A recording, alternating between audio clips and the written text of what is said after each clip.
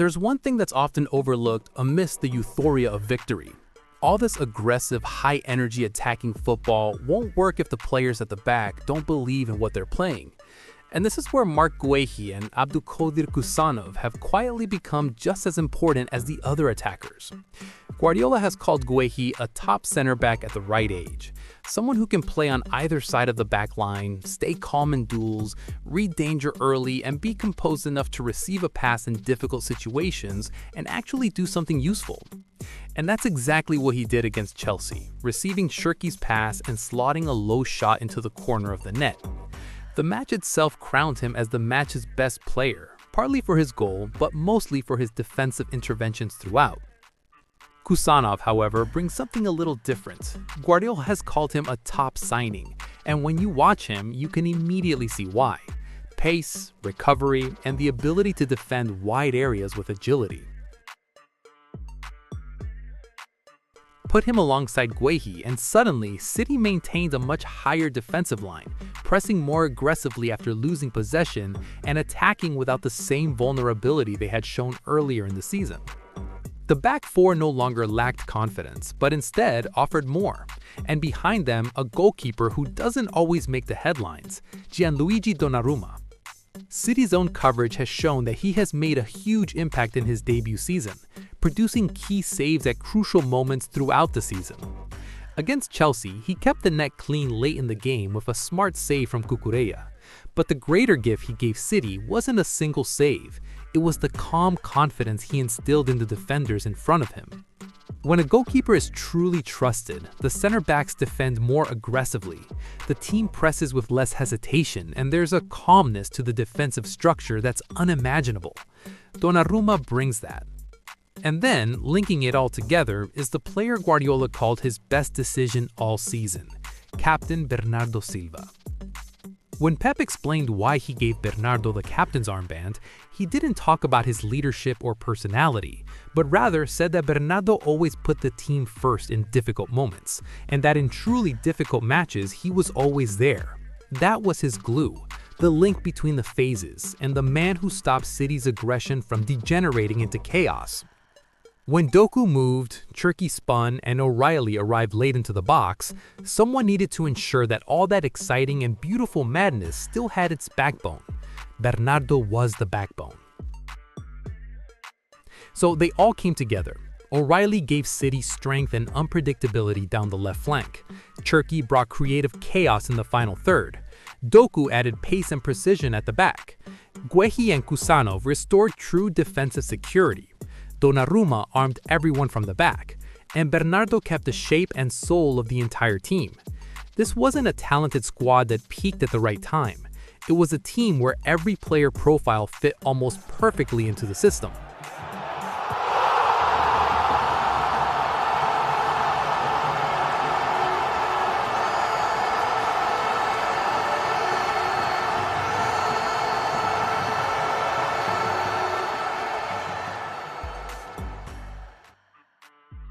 City had just beaten Arsenal at the Etihad Stadium, reducing Arsenal's lead to 3 points. City still have a game in hand, and the Premier League title race is getting even more intense and intriguing. If City wins their remaining game and both teams win their next 2, the title could be decided by goal difference.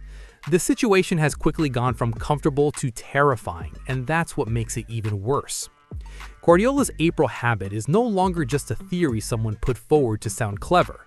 Analysts confirmed it after the Chelsea game. City have won 29 of their last 32 April Premier League games under Pep, losing just once in that time.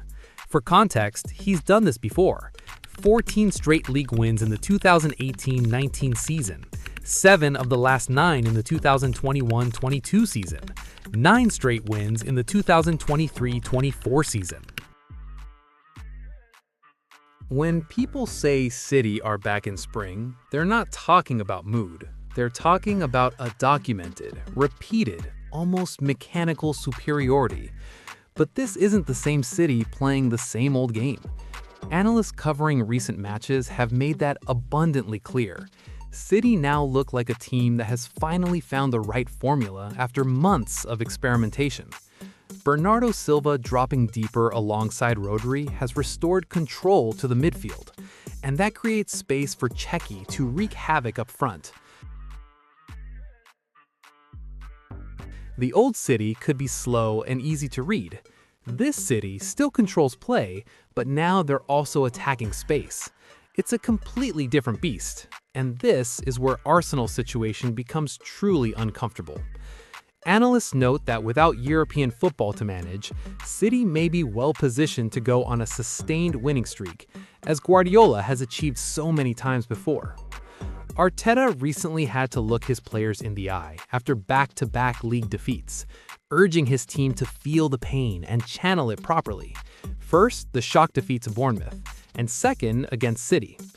Arsenal are suddenly not just protecting their lead, but also managing the psychological burden, while City are riding on utter confidence.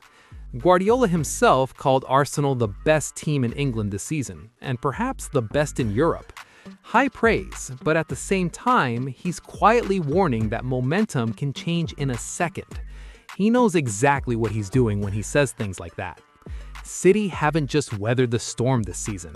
They've adapted, they've rebuilt, and now they've reached the peak of form that looks even more dangerous than it did 6 months ago.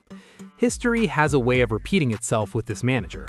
When Guardiola's City show up in April looking like this, they're usually not chasing the title, they're taking it. I think today's more about how good Man City were in terms of mentality. Pep Guardiola didn't make any changes until the 80th minute, stuck with his team, didn't feel the need to tinker, and was like, this is what we're going to do. It was a wonderful City performance, a moment in time that it feels like everything came crumbling down for Arsenal these last 3 weeks. Manchester.